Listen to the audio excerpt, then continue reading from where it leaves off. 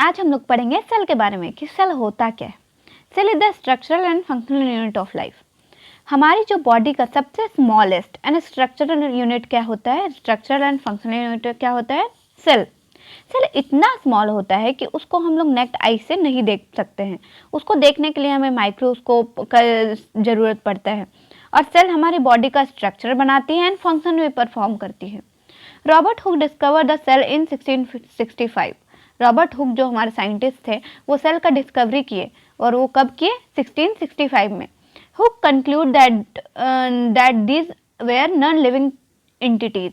इसका हम लोग समझाते हैं। रॉबर्ट हुक पेड़ की बार्क पे स्टडी कर रहे थे 1665 में। ये अपना खुद का माइक्रोस्कोप यूज कर रहे थे। उस टाइम उन्होंने ऑब्जर्व किया कि कुछ स्मॉल स्ट्रक्चर रूम के टाइप दिख रहा था। उसको उन्होंने नेम दिया सेल। लेकिन उनका जो कंपाउंड माइक्रोस्कोप था उनकी मैग्निफिकेशन बहुत कम थी। उसकी वजह से उन्होंने डिटेल स्टडी नहीं कर पाई और नहीं देखा कि सेल मूव भी कर रहे हैं।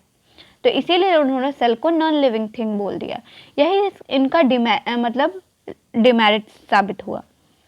आगे जाके एंटोन वेन ल्यूवेनहुक, कौन थे, Anton van Leeuwenhoek observed cell under another compound microscope with higher magnification. This time he observed that the cell exhibit some from movement.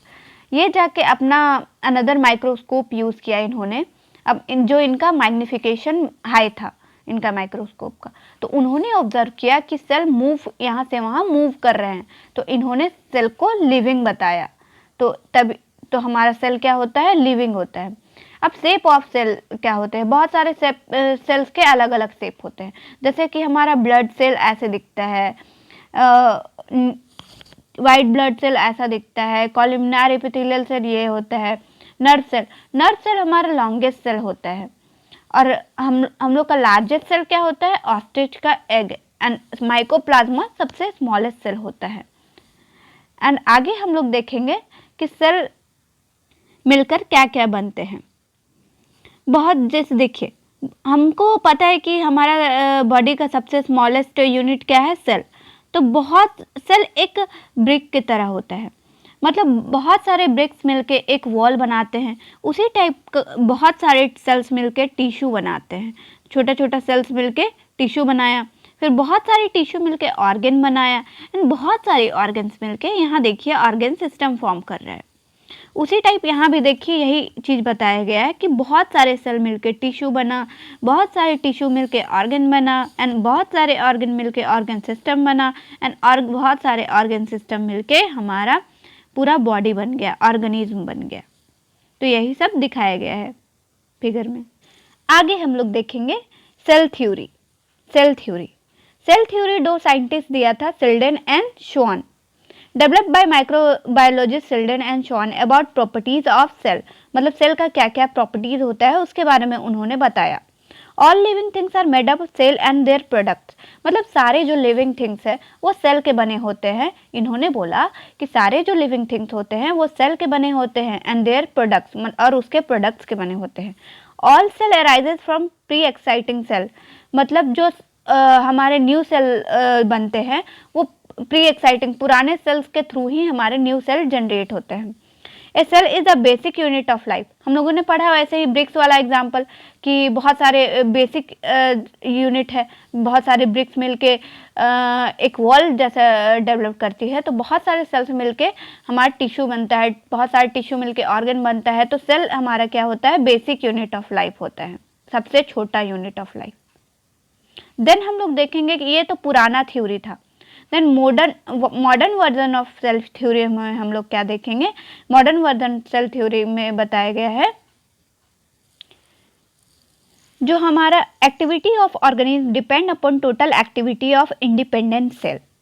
ये एक इंडिपेंडेंट सेल में जो एक्टिविटी हो रही है उस पर डिपेंड करेगा कि हमारी बॉडी में क्या क्या एक्टिविटी हो रही है। इन्होंने यही बताया कि जो एक्टिविटी ऑफ सेल जो मैं बोली वही, energy flow occurs through the breakdown of carbohydrate and respiration. Energy कैसे फ्लो करता है, breakdown of carbohydrate and respiration के through. Cell contain information necessary for creation of cells creation of new cells heredity information.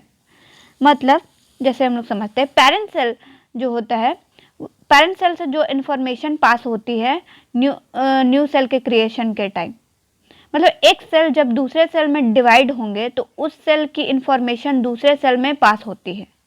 यही बताया गया था modern theory में। Then आगे हम लोग देखेंगे सेल के टाइप्स। सेल के 2 टाइप्स होते हैं, prokaryotic cell and eukaryotic cell. These cells do not have well developed nucleus through they have some other organelles present as in eukaryotic cell। मतलब इसके पास वेल डेवलप्ड न्यूक्लियस नहीं होता है और इसके पास जो सेल ऑर्गेनेल्स होते हैं वो यूकैरियोटिक सेल से अदर दूसरा होते हैं। एग्जाम्पल आर्चीबैक्टीरिया, इसका एग्जाम्पल प्रोकैरियोटिक सेल का एग्जाम्पल होता है archaebacteria. And eukaryotic cell, these cells have well developed nucleus and other organelles, मतलब इसके पास वेल डेवलप्ड न्यूक्लियस भी है एंड अदर सेल ऑर्गेनेल्स भी है। Example plants and animals. अब हम देखेंगे, थोड़ा डिफरेंस देख लेंगे प्रोकैरियोटिक सेल और यूकैरियोटिक सेल में। ऑलवेज यूनिसेल्यूलर, ये हमेशा यूनिसेल्यूलर रहता है, ये यूनिसेल्यूलर भी होता है and multicellular. Eukaryotic cell unicellular भी होता है एंड मल्टीसेल्यूलर भी होता है। ये स्मॉलर इन साइज होता है, ये लार्जर इन साइज होता है। Nucleus absent instead of there nucleotide region in cell, मतलब इसमें न्यूक्लियस एब्सेंट रहता है। मेम्ब्रेन बाउंड न्यूक्लियस प्रेजेंट, इसमें मेम्ब्रेन बाउंड न्यूक्लियस प्रेजेंट होता है। देन हम लोग देखेंगे कि eukaryotic cell and prokaryotic cell का स्ट्रक्चर क्या क्या होते हैं। ये होता है यूकैरियोटिक सेल एंड ये होता है प्रोकैरियोटिक सेल। तो हम लोग जनरली देखेंगे कि यूकैरियोटिक सेल, हम लोग जनरली यूकैरियोटिक सेल के बारे में पढ़ेंगे। यूकैरियोटिक सेल के बारे में इसमें हम लोग lysosome, ribosome, mitochondria, Golgi apparatus, cytoplasm, endoplasmic reticulum, nucleus, इस सब के बारे में हम लोग डीपली देखेंगे अनदर वीडियो में। अभी तो हम लोग बस जान लेंगे कि ये, तो हल्का हल्का जान लेंगे कि ये होता क्या है। देन हम लोग देखेंगे आगे जाके देखेंगे हम लोग सेल स्ट्रक्चर। सेल में क्या क्या, सेल से किस किस चीज़ से सेल, ये यूकैरियोटिक सेल होता है। सेल का स्ट्रक्चर बनाने में हमारा cell membrane, nucleus and cytoplasm help करती है।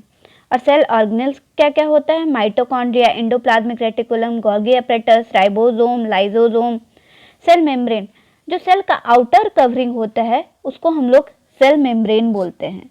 जो ये सेल का आउटर कवरिंग होता है उसको सेल मेम्ब्रेन बोलते हैं। एंड न्यूक्लियस, न्यूक्लियस सबसे मिडिल में पाया जाता है। देखिए ये न्यूक्लियस ये येलो वाला पार्ट, ये न्यूक्लियस है।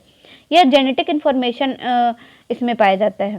साइटोप्लाज्म, साइटोप्लाज्म जो सेल ऑर्गेनेल्स जो होते हैं ये साइटोप्लाज्म में ही होते हैं। ये होता है जो ब्लू वाला एरिया आप लोग को दिख रहा है, ये साइटोप्लाज्म होते हैं। माइटोकॉन्ड्रिया, माइटोकॉन्ड्रिया को हम लोग power house of the cell बोलते हैं। जितना भी एनर्जी प्रोडक्शन होता है वो माइटोकॉन्ड्रिया में होता है। Endoplasmic reticulum, ER, endoplasmic reticulum 2 types का होते हैं। देखिए rough endoplasmic reticulum and smooth endoplasmic reticulum. यह मतलब रफ इंडोप्लाज्मिक उसको बोलते हैं जिसमें राइबोसोम अटैच होता है, उसको रफ इंडोप्लाज्मिक रेटिकुलम में आता है। और जिसमें राइबोसोम अटैच नहीं होता है उसको हम लोग स्मूथ इंडोप्लाज्मिक रेटिकुलम में लाते हैं। गोल्गी एपरेटस, ये होता है गोल्गी एपरेटस भी हम लोग देखेंगे आगे जाके, सबको हम लोग डीपली पढ़ेंगे। लाइसोसोम, लाइसोसोम को हम लोग सुसाइडल बॉक्स भी बोलते हैं, क्योंकि यहाँ ये जितने भी हम लोग का डेड सेल होता है वो हम लोग सुसाइटल बैग बोलते हैं, क्योंकि ये हम लोग का जितने भी डेड सेल होते हैं उसको ये डाइजेस्ट कर जाता है। फिर आगे चल के हम लोग देखेंगे इसके थोड़ा थोड़ा फंक्शंस देखेंगे एंड आगे हम लोग जाकर डीपली सेल ऑर्गेनेल्स के बारे में पढ़ेंगे।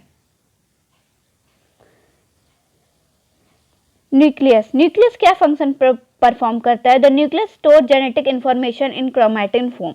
यह जेनेटिक इंफॉर्मेशन को स्टोर करता है क्रोमैटिन के फॉर्म में। हम पहले ही बताया था कि न्यूक्लियस हमारे जेनेटिक इंफॉर्मेशन को स्टोर करता है। And plasma membrane, plasma membrane को ही हम लोग, सेल मेम्ब्रेन का ही दूसरा नाम प्लाज्मा मेम्ब्रेन है। The plasma membrane is the phospholipid bilayer surround the entire cell and encompasses the organelles within. मतलब ये हम लोग का सेल का बाहरी परत है, बाइलेयर है, और हम लोग उस टाइम ही बताए थे बाहरी परत है एंड सारे सेल ऑर्गेनेल्स इसमें ही रहते हैं। राइबोसोम, राइबोसोम के क्या काम होता है? Ribosome responsible for protein synthesis, इसका काम होता है प्रोटीन सिंथेसिस में हेल्प करना। माइटोकॉन्ड्रिया, एंड आगे देखेंगे mitochondria. Mitochondria is known as power house of the cell, is responsible for energy production. मतलब माइटोकॉन्ड्रिया को ही हम लोग power house of the cell बोलते हैं और यह रिस्पॉन्सिबल होता है एनर्जी प्रोडक्शन के लिए। Endoplasmic reticulum, endoplasmic reticulum, the endoplasmic reticulum is a organelle dedicated to protein maturation and transportation. इसका काम होता है प्रोटीन को मैच्योर करना एंड ट्रांसपोर्टेशन में हेल्प करना। ये 2 टाइप्स के होते हैं, rough endoplasmic reticulum and smooth endoplasmic reticulum. आगे जाके हम लोग सबके बारे में डीपली पढ़ेंगे, बट ये वीडियो में हल्का हल्का सब क्या होता है, कौन क्या होता है, हल्का पढ़ेंगे, ज़्यादा नहीं। Vesicles and vacuoles, vesicles and vacuoles are the membrane bound sacs that involves in transportation and storage। मतलब vacuoles का क्या काम होता है? ट्रांसपोर्टेशन एंड स्टोरेज में मदद करना। देन आगे जाके हम लोग सेल ऑर्गेनेल्स के बारे में पढ़ेंगे एक एक करके डीपली। एंड देन ये वीडियो में इतना ही। Thank you.